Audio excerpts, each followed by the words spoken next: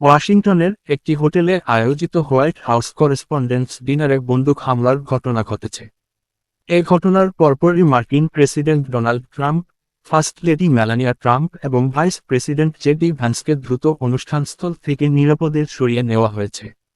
শনিবার রাতের এই অনাকাঙ্ক্ষিত ঘটনার পর হোয়াইট হাউসে আয়োজিত এক সংবাদ সম্মেলনে প্রেসিডেন্ট ট্রাম্প বন্দুকধারীকে লোন উলফ, একাকী হামলাকারী হিসেবে অভিহিত করেছেন। তিনি হামলাকারীকে গ্রেপ্তার করা হয়েছে। নিরাপত্তা বাহিনীর দ্রুত ও সাহসী পদক্ষেপের প্রশংসা করে ট্রাম্প বলেন, এ ঘটনায় দায়িত্বরত একজন কর্মকর্তার গুলিবিদ্ধ হলেও বুলেটপ্রুফ ভেস্টের কারণে তিনি প্রাণে বেঁচে গেছেন এবং এখন সুস্থ আছেন। প্রেসিডেন্ট ট্রাম্পের ওপর এ ধরনের হামলার ঘটনা নতুন নয়। গত কয়েক বছরে তিনি একাধিক নিরাপত্তা হুমকির সম্মুখীন হয়েছেন।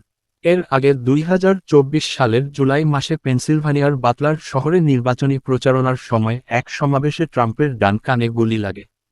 ওই ঘটনায় জনতার মধ্য থেকে একজন নিহত হন।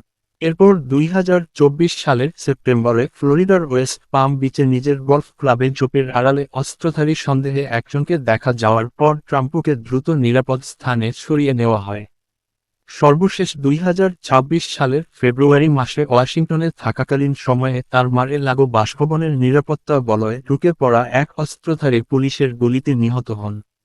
বারবার কেন তিনি এমন পরিস্থিতির সম্মুখীন হচ্ছেন? সাংবাদিকদের এমন প্রশ্নের জবাবে প্রেসিডেন্ট ট্রাম্প বলেন, ব্যাককোট যারা বড় প্রভাব ফেলে তাদের ওপরই হামলা চালানো হয়। যারা খুব একটা কিছু করে না তাদের পেছনে কেউ ছোটে না। উল্লেখ্য, ঘটনার পর ডিনারে উপস্থিত শত শত অতিথিকে টেবিলের নিচে আশ্রয় নিতে দেখা যায়।